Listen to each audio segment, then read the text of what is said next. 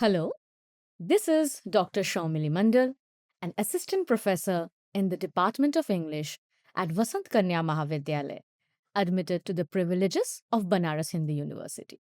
I am back again with my fifth module, that is week 5, Folk Performative Traditions. So, here also I'll be giving you 5 lectures. Lecture 1 will be dealing with people, performance and perception. Lecture 2, folk performances of East and Northeast India. Lecture 3, folk performances of North India. Lecture 4, folk performances of Central and West India. And 5, folk performances of South India. So, in my previous modules, I have talked about the definition of folklore, the key concepts, about the oral poetry traditions, about the folk and its narrative genres, and in my last week, I have spoken about the folk music of India, also specifying the various themes and types of folk music. I'm going to start the first lecture, that is people, performance, and perception, and in the module folk performative traditions. I'll be dealing with the definition and history of folk dance in the beginning. Folk dance is said to belong to a specific stratum of the society that is culturally bounded and regionally defined. These dances are created and choreographed anonymously and passed down in tradition from generation to generation. They exist in many variants and are performed by non professional dancers that often have some functional purposes such as religious rites, ceremonies, and initiations, or the promotion of social cohesion or cultural identity. One cannot give any one accepted definition of folk dance. We can say that folk dance is an authentic representation of an ancient heritage and cultural identity of a nation. Many define folk dances as national dances or primitive dances. Folk dances exist in societies where pure and classical art forms exist. Sometimes folk dance develops in strong associations with the old heritage as opposed to modern forms. They are also used to support, I said, national and cultural identity. Generally, people nourish a wrong notion that folk dance means it is a village life. But it comprises of dances of the common people inhabiting both the urban and the rural areas. It is maintained with great fluidity, without the aid of any traditional teacher or guru. It is also present in the everyday existence of man. Now, we come to the history of folk dance. So, as a means of group expression, folk dancing most likely originated in prehistoric times. Early dances were frequently associated with religious rites, seasonal festivals, and agricultural routines. Communities would perform these dances to commemorate harvest, pay homage to the gods, or commemorate life milestones like marriage and births. Dancing played an important role in both public and personal life in ancient societies. Also, in societies of Egypt, Greece, Rome, we have the Roman dances, which were frequently employed in public performances and festivities, whereas Greek dances were used to honor the gods like Dionysus. Also, folk dance was popular throughout the Europe in the Middle Ages, particularly in the rural areas. It participated in religious ceremonies, festivals, traditional dances such as reels in Ireland and the Morris dance in England became more well liked. Court dances became increasingly regimented and ordered during the Renaissance and the Baroque eras. Folk tradition persisted in rural areas, where dances like the polka and the waltz emerged from village life, even if these dances had an impact on people. European empires extended their cultural influences globally during the colonial era. So, in folk dances in many parts of the world, including Africa, Latin America, and Asia, have maintained their individuality. Rather, you can say they have tried to manage to maintain their individuality. They sometimes combine colonial features with local customs to produce distinctive dances, styles like tango and the samba. Folk dances, particularly in Europe, were emblems of the national identity. It happened more in the 19th century. They were praised as displays of national pride when nations like Poland, Hungary, and Russia attempted to maintain their cultures during the nationalist movements.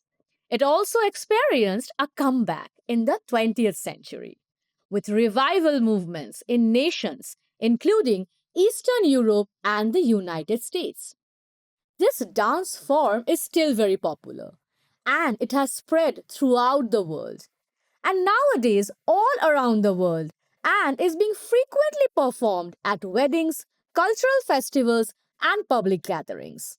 It continues to play a significant role in maintaining cultural heritage and identity.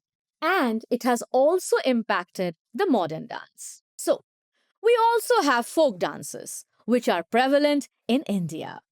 We see a great impetus being provided for them by the government of India. We see that every year during Republic Day on 26 January, several displays of folk dance takes place in India Gate in front of several hundred people. One can see the influence of the natural environment on the movements of the dance. For example, we see in Manipur in the Pungchalom or drum dance that there are many abrupt sittings and vigorous swaying of the upper body. These abrupt sittings symbolize the uprooting of the trees, and the agitated movements of the upper body represent the swaying of the trees. You can understand how graceful they are, right? By just, the moving of the upper part of the body and the lower part of the body. One finds the dances of the plains much milder in comparison. We also find in the dances of the jungle tribes the enactment of tigers, wolves, and elephants. The folk dances of India are also well known for their religious content, lyrical themes, vitality, enthusiasm, and their intrinsic beauty. They are marked by their own artistic taste of color, dazzle of ornaments, rhythmic body movements, tender and nimble steps, and judicious selection of costume, decor, marks, and makeup. Now, I'm going to talk about the difference between folk dances and classical dances. Dancing played a significant role, as I said, not only in religious and spiritual life in ancient India, but it also impacted the people. We have texts such as the Natya Shastra, an early Indian treatise on performing arts credited to Bharat Muni, which includes the earliest mention of dance. The importance of dance, music, and theatre in religious rituals and cultural manifestations was discussed in this book. Dance was a common component of religious rites, from the Vedic era. And particularly in the Middle Ages onward, Indian temples developed into venues for both classical and folk performances. Particularly in South India, devotional dances, such as those honoring gods and goddesses, were widespread. As I said, that here I'm going to talk about the difference between the folk dance and the classical dance of India. In the previous one, I have discussed the world scenario, and this one I'll be specific because we are dealing with the folk performances of India. One fundamental distinction between folk and classical dance form is that classical dance forms are based on strict grammar and that they are imparted through a long process of institutional training by master or to disciple a student. Grammar here means that dances are based on codified form of expressions, whether it is hand or feet movement, facial expression, or body movement. Their different forms or patterns indicate a specific meaning, and it is only possible to acquire the ability to perform them or understand them through the process of training. It is now being increasingly noted that folk dances are also based on codes and are generally acquired through training. The training is not carried out in institution but in a community practice. Further, the various movements or expression in folk dances are also, specific codes that indicate something about nature or about life or about the community. If a community is spread out across space, it has been found that though variation may occur in the performance of a folk dance by members of the community in different places, the basic movements or expression is always what they indicate instances and they remain constant. So, there are instances when folk dances have come to be considered classical dances over a period of time. One of the recent examples of this phenomenon is the Satriya dance of Assam. Here we can cite the example of another important classical form of dance called the Orisi. The Orisi is a classical form of dance, but it has the amalgamation of two types of more dances. Now I'll discuss a bit about the Orisi classical dance form. The first record of dance in Orissa is found in the manuscripts pertaining to the rituals of Lord Jagannath at his world famous temple at Puri. Dance as a ritual finds mention in Ukalakhanda of Skanda Purana, Niladri Mahodaya, Madala Panji, etc., besides other texts. There, it was extensively practiced by the Devadasis or temple dancers as an ongoing ritual for the pleasure of the Lord. The Devadasi dance at the temple of Lord Jagannath at Puri was also known as the Mahari dance. The Devdasis were called Maharis, according to some, one who is deeply in love with the Lord.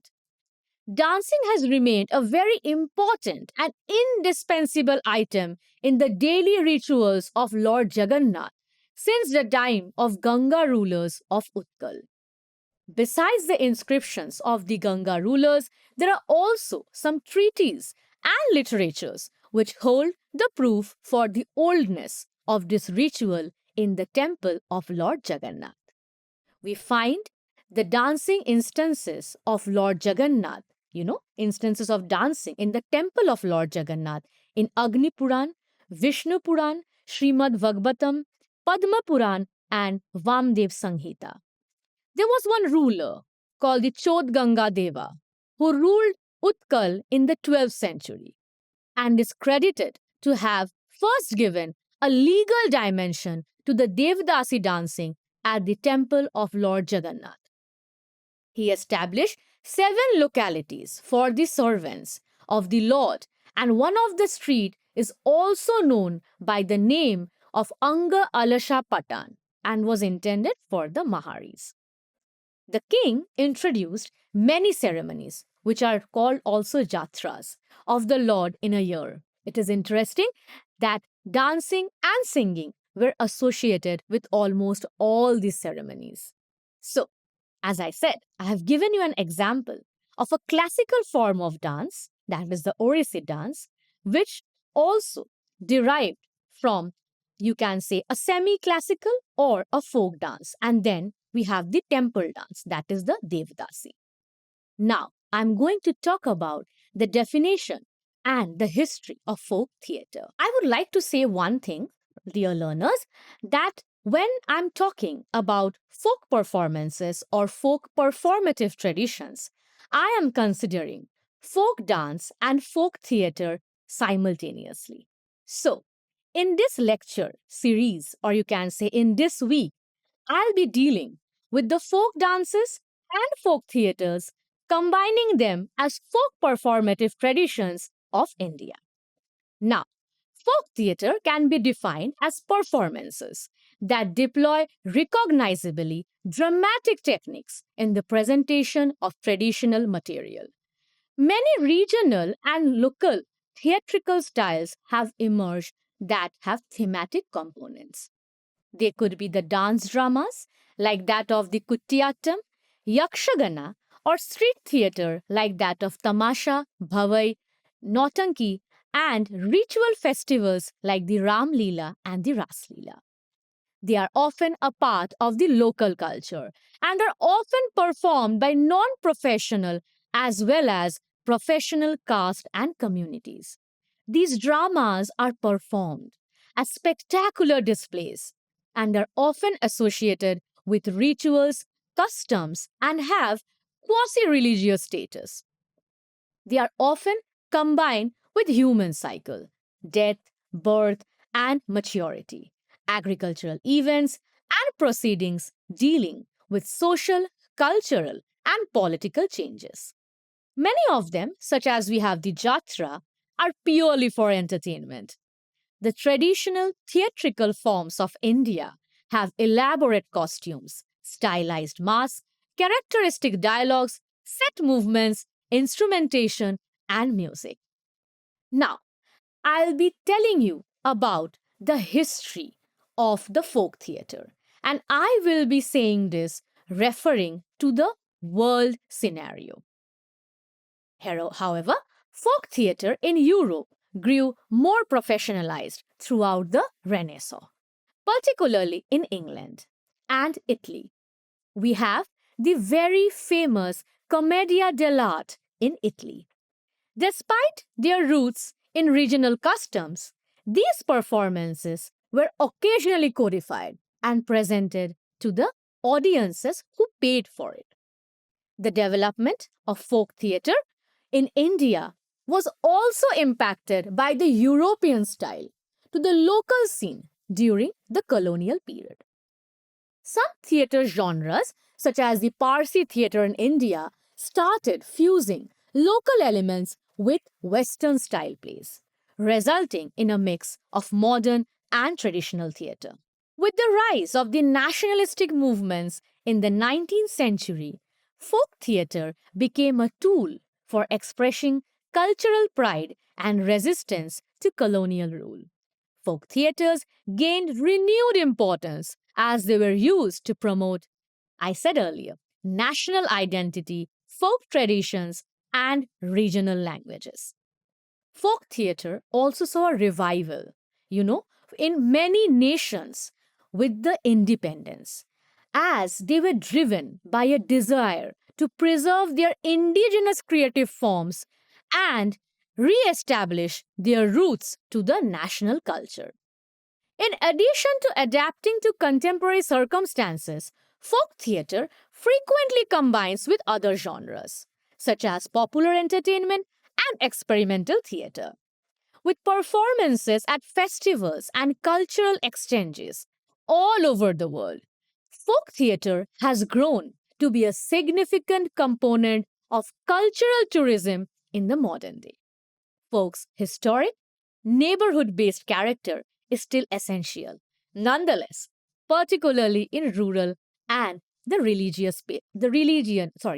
regional places. Also, how we have the folk theatre? They are using straightforward clothing, intricate storytelling, and music to engage the audience. And folk theatre has maintained, as I said, the roots in regional language, dialect, and customs of its people. It has been used for social commentary, moral education, and entertainment. Some varieties of folk theatre also merged with classical theatre, while others maintained their stance and it changed to reflecting, it reflects shifting social and political context. Next, I'm going to talk about the difference we have, the dissimilarities and similarities between the folk theatre and the classical theatre. Folk theatre started to grow increasingly complicated and structured throughout the time as a result of community demands and environmental factors. Folk theatre styles such as Nautanki, Tamasha, Ramleela, and Jatra, for instance, developed in India to represent the country's social and political climate. Using music, exaggerated drama, narrative to amuse the rural audience, Nautanki became a popular art form in northern India. And in Bengal and Orissa, we have the Jatra, which incorporated dance, music, theatre, frequently depicting tales from Hindu epics such as the Mahabharata and the Ramayana. Here, I have attached a photo of a classical theatre because that is how I will try, to amalgamate the classical and the folk theater and how both are dependent on each other and both have more than dependent, both have influenced each other.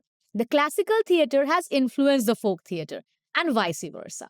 So, I have given the photo of a classical theater. Ancient customs serve as the foundation for classical Indian theatre. And we have the Natya Shastra, a thorough manual on performance arts penned by Bharat Muni in the 2nd century BC. Though the date of composition is controversial because some say is the 1st century BC, some say it's the 2nd century BC. But what is more important is it is also called the 5th Ved, called the Natya Ved. And the Natya Shastra is a treatise and it discusses about the various ras, which are the sentiments, emotion, and other states, which are the bhav or the bhav we say. The description of the playhouse, the Natya Mandap, the Purvarang, the preliminaries of a play, the use of language, the bhasha of a play, and many other instances, not instances, many other rules of how a play should happen. We can say it's a guidebook for the play performance in India. The epic and Vedic traditions, such as the Mahabharata and the Ramayana, are major sources of inspiration. Classical theatre originated in royal courts and was frequently presented for affluent audience in temples. With precise guidelines, intense training, and planned performances, it became more formalized. Classical theatre is extremely regimented and adheres to strict guidelines outlined in books such as the Natya Shastra. It requires precise performance, complex music, and intricate choreography. Dance in classical theatre is frequently technical and executed using rigid abhinay, that is, expression, and mudras, hand motions. Classical performers undergo training in vocal, instrumental, and dance techniques for many years under a guru shishya or a master disciple system. Therefore, Natya Shastra is extremely important and it serves as the basic, we can say, manual for the classical dance and the classical theatre of India. The performers engaged the audience in ancient Sanskrit plays by using song, dance, and fast paced discourse.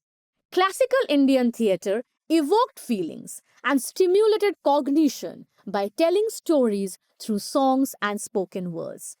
Actors and actresses conveyed complicated messages with sophisticated gestures and body language. In order to convey the function of their characters, the actors wore male ornate clothing, and masks and costumes were also used. In its performance, classical Indian theatre places a strong emphasis on aesthetics. With the scenery is frequently symbolic, and painted backdrops of temples or woodlands, the costumes are frequently colorful and embellished. The play's mood is created through the use of dance and music to enhance the narrative. When combined, these components give viewers an engrossing experience. Now, I'm going to talk about one particular form of folk performance which has combined the features of folk dance and the features of folk theater also. You can say it has combined both the facets, okay? And that is the Chow dance.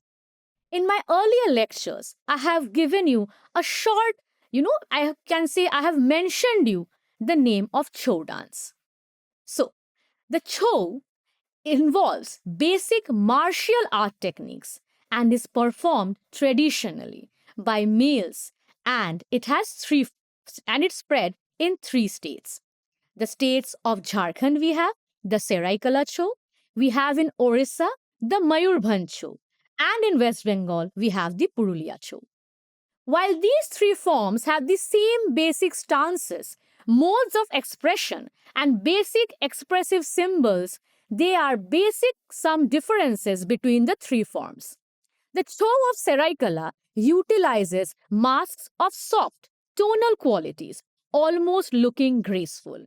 The soft masks give it a grace and a feminine quality. At the same time, since these masks make facial gestures impossible, it therefore involves elaborate footwork. The Mayurbhanj Chow, on the other hand, do not use masks at all and lays more emphasis on facial expression. But we have the Purulia Chow, of which I have attached a photo here. And it uses enormous mask to represent the dance. The Chow of Purulia is mostly based on simple themes, but what makes the dance dramatic are the gestures and the movements. There is a distinct martial feel to it. The fights between the gods and the demons have elements of combat techniques. The music provided by reeds and drums reaches a crescendo as the 10-handed goddess vanquishes the demon. We have the most famous Gambhir Singh Mura, a top class exponent of Chow dance of Purulia, who has remained in the world of fine arts forever. It is based on the play of Mahishasur Mardini, mostly the slaying of Mahishasur by goddess Durga. It begins with Ganesh Vandana, an invocation to the elephant headed god. The dancers are dressed in colorful clothes, often with weapons and props, as you can see in the photo, and marks created to suit the characters. The demon marks have bushy eyebrows and mustaches. Those of divine characters are elaborately crafted. Clay molds left to dry in the sun lie strewn around. We have the very famous village of Chorida in Purulia, which make the mask of the Chow dancers. Before the mask is made, it is, of a clay mold, and it is painted, polished, and decorated. And they apply various types of wires, animal hairs to decorate it. While the artists make the mask for the Chow dancers, according to requirements, they have also adapted to create smaller masks, which may be used for decorative purposes. Now, we come to the end of our first lecture, and I have tried to give you the very basic definition of folk dance, folk theatre, its qualities, its characteristic features, and how they are different from the classical dance, classical theatre, and also try to explain you how in the show the dance forms and the folk forms have been combined together.